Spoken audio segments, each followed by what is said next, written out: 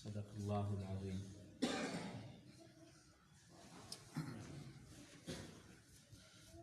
کل کے درس میں سورۃ فاتحہ کے دو نام کے متعلق کچھ بات کی تھی۔ ایک نام سورۃ فاتحہ اور دوسرا نام سورۃ ام القرآن۔ آج سورۃ فاتحہ کے دیگر ناموں کے متعلق کچھ بحث کریں گے۔ سورۃ فاتحہ کے ناموں میں سے ایک نام سورۃ الصلاۃ بھی ہے، اور اسی طرح ہی سورۃ فاتحہ کے ناموں میں سے ایک نام سورۃ سبع مثانی بھی ہے۔ ان دو ناموں کا مطلب یہ ہے کہ اس کو سورۃ الصلاۃ اس وجہ سے کہا جاتا ہے، یہ نماز میں پڑھی جاتی ہے، اس وجہ سے یہ سورۃ الصلاۃ ہے۔ اور اس کو سبع مثانی اس وجہ سے کہا جاتا ہے کہ یہ بار بار دہرائی جاتی ہے، نماز کی ہر رکعت میں ہم اس کو پڑھتے ہیں، اس وجہ سے یہ سبع مثانی ہے۔ اور اس کی تائید قرآن مجید کی اس آیت سے بھی ہوتی ہے، وَلَقَدْ آتَيْنَاكَ سَبْعًا مِّنَ الْمَثَانِي وَالْقُرْآنِ الْعَظِيمِ۔ اللہ تبارک و تعالیٰ فرماتے ہیں ہم نے آپ کو سبع مثانی عطا فرمائی اور قرآن عظیم عطا فرمایا۔ اور اسی طرح ہی اس کا نماز میں پڑھنا ضروری ہے، جیسا کہ حدیث شریف میں آتا ہے لا صلاۃ لمن لم یقرأ الا بفاتحۃ الکتاب، ترمذی شریف کی روایت ہے۔ اللہ کے نبی صلی اللہ علیہ وسلم نے فرمایا کہ اس شخص کی نماز نہیں ہے جو سورۃ فاتحہ نہیں پڑھتا اپنی نماز میں۔ ایک مسئلہ ذہن میں رکھیں اسی جگہ، مسئلہ یہ ہے کہ جب بندہ فرض نماز پڑھ رہا ہے اور اکیلا ہو فرض نماز پڑھتے ہوئے، تو سورۃ فاتحہ کو اول دو رکعتوں کے اندر پڑھنا اس کا ضروری ہے، اور دوسری دو رکعتوں کے اندر اس کو پڑھنے کا اختیار ہے، چاہے تو پڑھے چاہے تو نہ پڑھے۔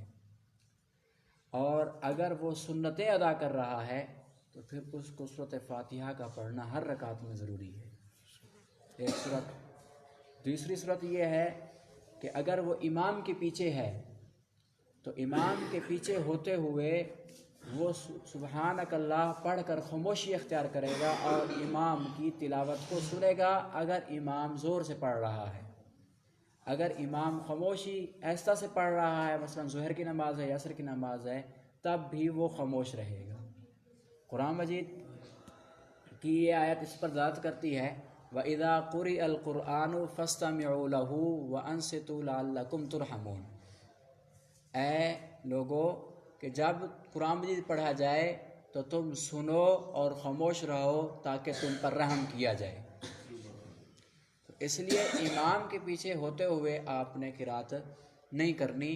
اور اس طرح اللہ کے نبی صلی اللہ علیہ وسلم کی ایک روایت ہے، اللہ کے نبی نے فرمایا انما جعل الامام لیؤتم بہ اذا کبر فکبروا اذا قرأ فانصتوا۔ یہ مسلم شریف کی روایت ہے کہ جب امام بنایا جاتا ہے تو امام بنانے کی وجہ یہ ہوتی ہے کہ تاکہ تم اس کی اقتداء کرو، جب وہ تکبیر کہے تم بھی تکبیر کہو، جب وہ قرات کرے تو تم خاموشی اختیار کرو۔ اور اس طرح ہی اللہ کے نبی صلی اللہ علیہ وسلم کی ایک اور روایت ہے جو حضرت ابو موسیٰ اشعری رضی اللہ عنہ سے مروی ہے، من کان لہ امام فقراءۃ الامام لہ قراءۃ، کہ جس شخص کا امام ہو تو امام کی قرات مقتدی کی قرات شمار ہوتی ہے۔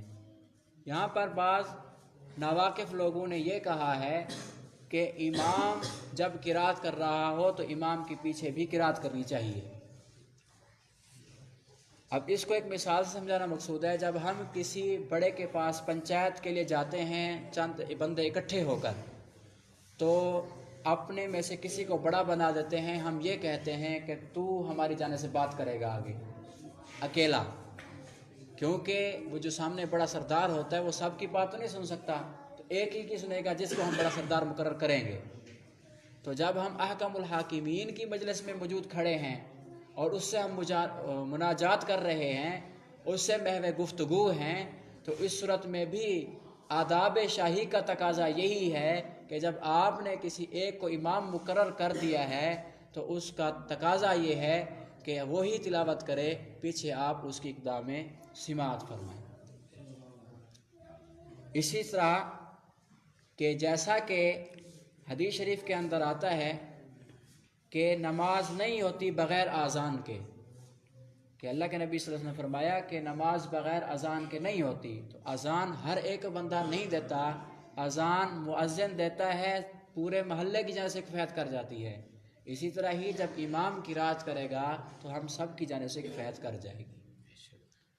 اس لیے ہم جب ایسا عمل کریں گے تو دونوں حدیثوں پر عمل ہو جائے گا. ایک حدیث کہتی ہے کہ سورۃ فاتحہ کے بغیر نماز نہیں ہوتی، تو اس کا مطلب یہ ہوگا کہ جب وہ اکیلا پڑھے گا تو پھر اس صورت میں اگر فاتحہ نہیں پڑھے گا تو اس کی نماز نہیں ہوگی.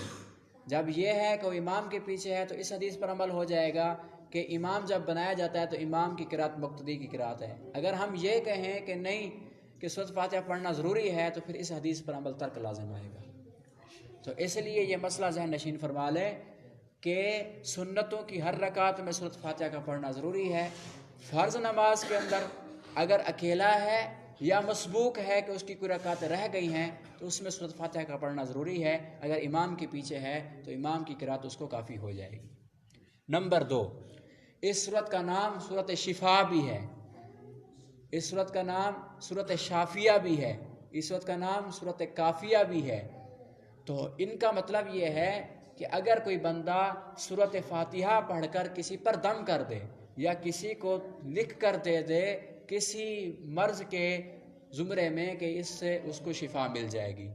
جیسا کہ حضرت ابو سعید خدری رضی اللہ تعالیٰ عنہ سے مروی ہے، ایک جگہ وہ سفر کر رہے تھے تو ایک علاقے میں پہنچے، ان سے کہا کہ ہماری مہمان نوازی کرو، ہم رسول کے صحابی ہیں اور ہم بہت لمبا سفر کر کے آ چکے ہیں. انہوں نے کہا ہم کیا مہمانی کرنے والے ہیں، ہم آپ کی مہمان نہیں کرتے، جاؤ یہاں سے. تو انہوں نے کہا کہ بھی یہ تو ٹھیک نہیں ہے. تو پھر یہ چل پڑے.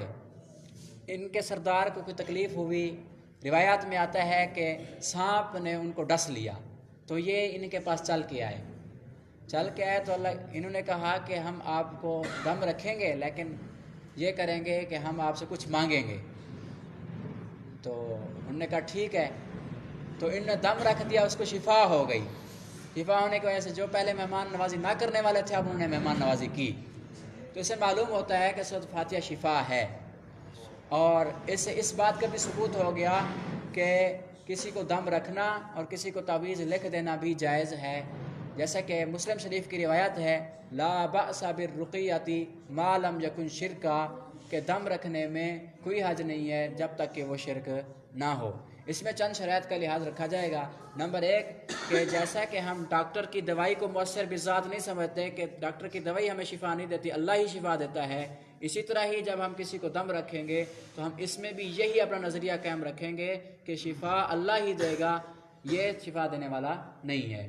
اور اسی طرح ہی دوسری یہ ہے کہ اس کے اندر ہم غلو نہ کریں. اور تیسری بات یہ ہے کہ اس میں شرکیہ الفاظ نہ ہوں بلکہ وہ الفاظ ہوں جو قرآن سے منقول ہیں یا احادیث سے منقول ہیں. تو آج کے ہم نے درس میں 2 باتیں حاصل کی. نمبر 1 کہ سورۃ فاتحہ کا التزام نماز میں اور اس کے متعلق مسئلہ. نمبر 2 تعویذ اور دم درود پڑھنا کسی پر، اس کا جواز اور اس کا کسی دوسرے کو فائدہ پہنچنا. دعا ہے کہ اللہ تبارک و تعالی ہمیں ان دونوں باتوں پر صحیح عمل کرنے کی توفیق عطا فرمائے.